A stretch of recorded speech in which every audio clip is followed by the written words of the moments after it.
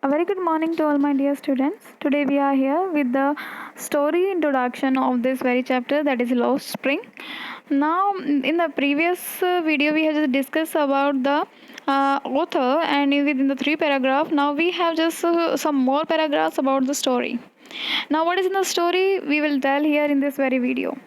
Now, in the first paragraph, we will conclude that the author tells us the story of her interaction. The first thing, keep it in mind that this is the story which is based on real fact. That is the interaction. Yes, interaction is a kind of thing when the two people meet each other. So here, our Anis Jung has just meet the two of the children that I have just told you. One of the name is Sahibia Alam and one is Mukesh. They are not belong to the same category, not to the same caste, not to the same place, but they have the different stories in the different places. So here the author tells us the story of her interaction with the children from deprived backgrounds. Deprived means a poor background. यहाँ पे हमें कहानियों में पता चलेगा कि यहाँ पर हमारी जो लेखिका हैं वो एक ऐसे गरीब बैकग्राउंड से ऐसे दो बच्चों से मिलती हैं जिनकी वो स्टोरी हमें बता रही हैं. She describes their poor condition and life in interesting manner. वो उनकी ऐसे पुअर कंडीशन को इतने इंटरेस्टिंग मैनर में बता रही है कि उसके बताने का जो तरीका है, you will be imagine in your mind and there will be kind of movie going on in your mind. So here the story touches the reader and is thought provoking. Yes, whenever you hear the two stories of this very you can say lesson, you will feel that it touches your heart, and the readers feel that it is a kind of thought provoking, and it also indulges some kind of mental pressure to you to think over the situation of the children in our society. So in the next paragraph, we come to know that the author describes two of her encounters with the children from the deprived background. We have already discussed this, and through them she wants to highlight the plight means the bad condition of street children forced to be labor early in the life, and they are not denied the opportunity of schooling. Yes इसमें हमें बताया गया है कि जी किस तरीके से जो गली मोहल्ले में जिन बच्चों को मतलब उनकी लेबर के लिए मेहनत के लिए बहुत ही कम उम्र में उनको क्या है बुरी कंडीशन में रखा जाता है पैसे कमवाने के लिए, और उनको इवन स्कूल की कोई अपॉर्चुनिटी भी नहीं दी जाती. इस बारे में हमें हाईलाइट कराना चाहती है हमारी लेखिका, and she was usually want to highlight the bad condition of this children. And what kind of children are there, कौन है ये, कैसी कंडीशन में है, we will discuss further in this video too. So here now let move towards the next line, that is the also she brings out the callousness of society. Callousness is a kind of double faced of the society and the political class towards the sufferings of the poor. कि political class भी कितना इन poor की जो गरीब हैं, जो जिनके बारे में वो बोलने वाली है, जो actual में गरीब हैं, उनके लिए उनकी sufferings के लिए कितना concern है वो बताएगी. So here the first encounter is with the rag picker boy named Sahib Alam. Okay, now we conclude that the Sahib Alam क्या है, एक rag picker है, एक कूड़ा उठाने वाला, कूड़ा बीनने वाला एक आम सा बच्चा है, who migrated from Bangladesh in 1971. वो बांग्लादेश को छोड़कर 1971 में माइग्रेट, यानी कि जब कोई स्थान बदलता है तो उसे माइग्रेट कहते हैं. तो वो भी एक माइग्रेट था. कहाँ से आया था, बांग्लादेश से. कब आया था, 1971 में. And lives in Seemapuri. और कहाँ रहता था वो, सीमापुरी. सीमापुरी बांग्लादेश में नहीं है, ये हमारे दिल्ली के ही यू कैन से बाहर आउटर रीजन में है. सो दिस रैग पीकर children look for the valuable in the garbages. Valuable यहाँ एक गोल्ड की तरह बोला गया है. जैसे रैग पिकर्स आपको देखने को बहुत सारे मिले होंगे, आपने देखा होगी वो कुछ ना कुछ ढूंढते रहते हैं, राइट. कभी कभी तो उनके मन में लालच होता है कि कहीं कुछ अच्छा चीज़ मिल जाए, कोई 100 का नोट मिल जाए तो हमारी ज़िंदगी में एक दिन खुशी आ जाएगी. This is the kind of the valuables in the garbage. Things like a coin और द टॉन शूज़. फटे पुराने जूते और एक दो सिक्के मिलना उनके लिए प्रीशियस गोल्ड की तरह था. In the next paragraph we conclude that they could hardly manage food for themselves.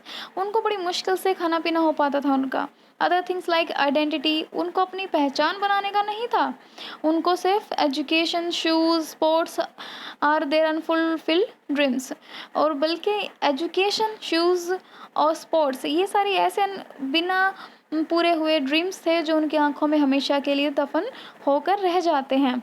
So their parents scrounge means to search the garbage and searching for the things which help them survive. Yes, वो उनको garbage में लगाते हैं ताकि वो search करें और अपने हेल्प कर सकें और सर्वाइव कर सकें. कैसे सर्वाइव करेंगे? जैसे कि वो अफोर्ड कर पाएँ food, clothing, shelter for the family. ये सारी चीज़ें उनकी बेसिक नीड्स हैं. They are not dreaming for the high class society, they are not dreaming for the you can say richest shoes and the costly shoes. No, they are not. They are just focusing on the affording food, clothing and the shelter. The children hunted through the garbage heaps looking for things which could partially fulfill their unfulfilled dreams. Yes, ये the children's जो है ना वो इस बात से मतलब इस बात से एक्साइटेड होकर गार्बेज में छानते थे. बड़ी बड़ी हीप्स होती थी तो उन पे उनके अंदर देखते रहते, सर्च करते रहते थे कि शायद उन्हें कभी कोई चीज़ ऐसी मिल जाए जिससे उनके अनफुलफिल्ड ड्रीम्स जो हैं वो कहीं पार्शियली ही पूरे हो जाए. Like now just see the miserable condition of these children. Now one day the writer saw the boy holding a steel can going towards the milk booth. He had got a job at a tea stall. Yes, अब वो क्या है, अब साहिब आलम को अब कहाँ मिल गया है, एक जॉब मिल गई है एक ऐसे मिल्क बुक पे जहाँ पे चाय बनाई जाती है. अब वो क्या करता है, स्टील की एक कैन है, स्टील की कैन है, वो स्टील की कैन को क्या करता है, अपने ऊपर रखता है. जैसे हमने देखा होगा चाय की बिक्री के लिए लोग अपने सिर पे या फिर अपने कंधे पे एक स्टील की कैन रखते हैं और उसको क्या करते हैं, चाय चाय करके चिल्लाते हैं और बेचते हैं. राइट ना, उससे क्या है कि बच्चे अपनी चीज़ें बचपन छोड़ के, अपनी हर चीज़ छोड़ के सिर्फ क्या करते हैं, फोकस करते हैं कमाने पे 2 वक्त की रोटियां. सो हियर जो साहिब आज़म है वो क्या करता है, ही वॉज हैप्पी. अब वो हैप्पी है that he could get 800 rupees and all the mills. अब वो इस बात से, छोटा बच्चा है तो खुश है, 800 रुपये मिलता है, थोड़ा खाना मिल जाता है. So the writer notice that Sahib had lost the freedom of being his own master which has enjoy rag picker. But जब लेखिका उससे ये पूछती है कि बेटा अब आप इस चीज़ से खुश हो, तो वो ना एक बात अजीब सी कह के चाहता है उसको. वो ये कहता है कि नहीं, इस टिन का कंटेनर है वो उसके रैग पिकर से थोड़ा ज़्यादा हैवी है. क्यों हैवी है? क्योंकि वो बर्डन ज़्यादा है, उसे वो बेचनी ही है, उसे मेहनत करनी ही है. अब वो इसी से पीछे नहीं झुक सकता. वो कहता है कि जो उसका रैग पिकर वाला झोल यू कैन से थैला था वो उससे काफ़ी लाइट था, काफ़ी लाइट वेट था उस कंटेनर से.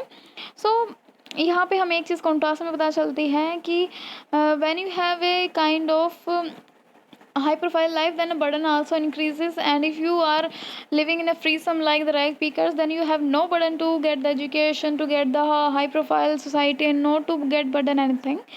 So here somehow our rag picker has just lost his own mastership. जो पहले खुद पे अपनी मालकियत, वो दूसरों की यहाँ नौकरी करता है. राइट, उसने अपनी मलकियत खो दी है. Now it is a story about, also conclude about the introduction of a second boy, that was Mukesh, who belonged to a family of Bengal maker in Firozabad. दूसरा बच्चा जो है एक फिरोज़ाबाद में बेंगल मेकर्स के यहाँ पैदा, इट मीन्स वो वहाँ काम करता है. The boy had a dream of becoming a car mechanic. ऐसे एक कार मैकेनिक बनने का एक छोटा सा सपना लिए मुकेश एक इंडस्ट्री में काम करता है. वो इंडस्ट्री किस चीज़ की है, बेंगल मेकिंग की, फिरोज़ाबाद में. On the contrary his family was traditional engage in Bengal making. उसने जो ड्रीम देखा है उसके विपरीत उसकी फैमिली सिर्फ क्या जानती है, Bengal making. Although the profession harmed them physically and they hardly earn any money out of it.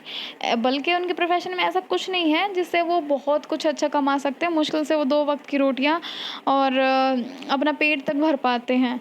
वहाँ की महिलाओं से जब यहाँ से पूछा गया था तो उन्होंने यही जवाब दिया था कि वो हार्डली अपने 1 टाइम मील भी पेट भर के खाया होगा शायद उन्होंने. So here the next paragraph we come to know that still no one dare to dream of something doing as due to the fear of police and the middleman. Yes, in this story we will come to conclusion that जो pressure है किस चीज़ का, police का, middleman का, किन के ऊपर, उन पुअर पीपल्स के ऊपर जो कि इतने पुअर हैं कि वो उनका फोर्स भी नहीं कर सकते, कि वो अपना ड्रीम ही पूरा नहीं कर सकते. उन्हें सिर्फ वही काम करना पड़ता है जो उनको उनके ऊपर थोपा गया है. So the family elders were content. वो इस बात से संतुष्ट थे that other than teaching art of Bengal making to their children, they had been able to build them a house to live. भाई उन्होंने अपने बच्चों को आर्ट ऑफ बेंगल सिखा दी है। अब वो क्या अपने बच्चों को अच्छे से ये चीज़ें बनाकर सिर्फ एक चीज़ क्या मतलब उन्होंने जो दी है वो क्या है, एक हाउस दे दिया है रहने के लिए। This is enough. कम से कम उनके ऊपर छत तो है। यस, बहुत सारे बंदों के पास तो ये छत भी नहीं है।